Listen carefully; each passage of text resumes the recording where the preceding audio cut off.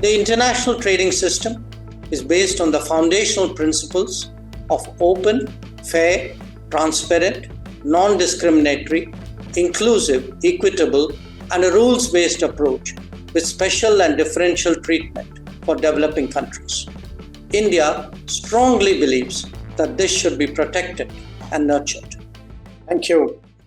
Your Excellency, President Lula da Silva, Your Highness, Excellencies, Namaskar and good evening.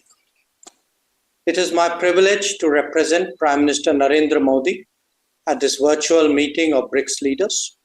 I convey his warm greetings to all of you. The state of the world today, Excellencies, is a cause for genuine concern. The last few years have witnessed the devastating impact of the COVID pandemic, major conflicts in Ukraine and the Middle East, West Asia, volatility in trade and investment flows, extreme climate events, and a discernible slowing down of the SDG agenda. In the face of these challenges, the multilateral system appears to be failing the world. That so many serious stresses are being left unaddressed is understandably having consequences for the global order itself. It is this cumulative concern that BRICS is now discussing. Excellencies, the members of BRICS represent a broad diversity of societies who are nevertheless deeply affected by these developments. Even in the past, our endeavor has been to find common ground between our respective national policies and to act on that basis.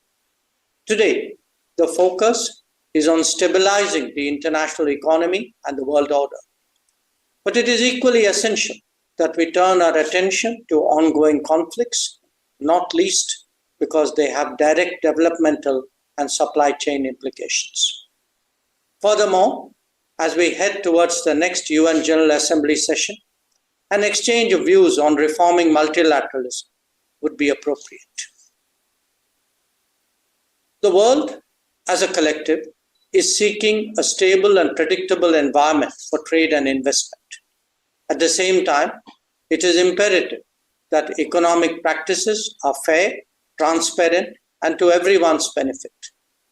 When there are multiple disruptions, our objective should be to proof it against such shocks.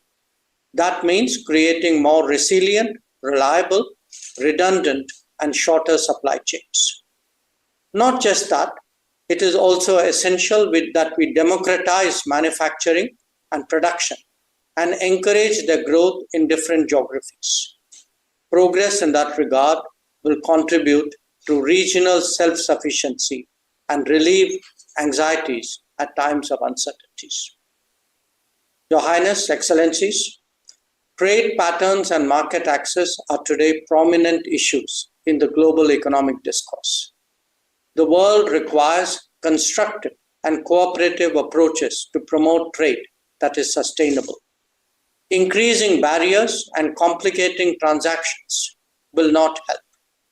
Neither would the linking of trade measures to non-trade matters. The BRICS itself can set an example by reviewing trade flows among its member states. Where India is concerned, some of our biggest deficits are with BRICS partners, and we've been pressing for expeditious solutions. We hope that this realization will be part of the takeaways from today's meeting.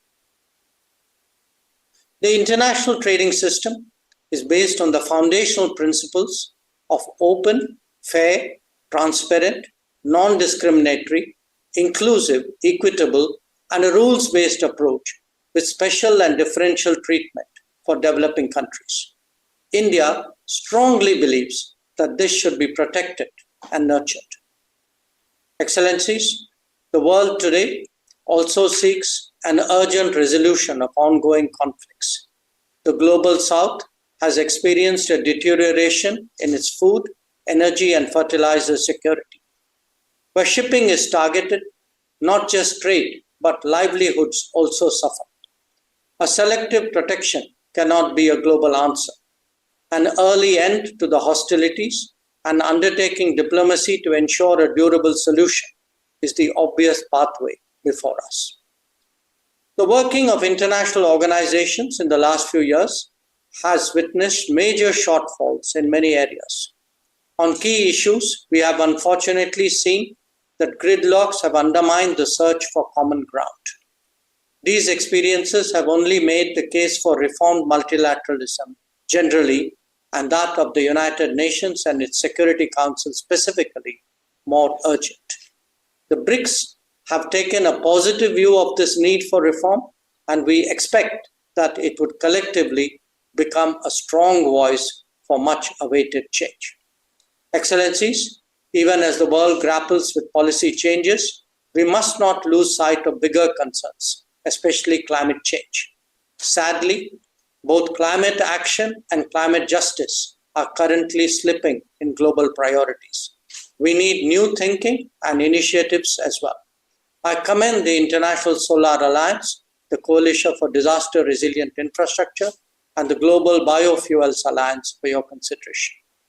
In conclusion, let me again thank President Lula da Silva for convening us today and for the opportunity to present India's views and positions. I thank you.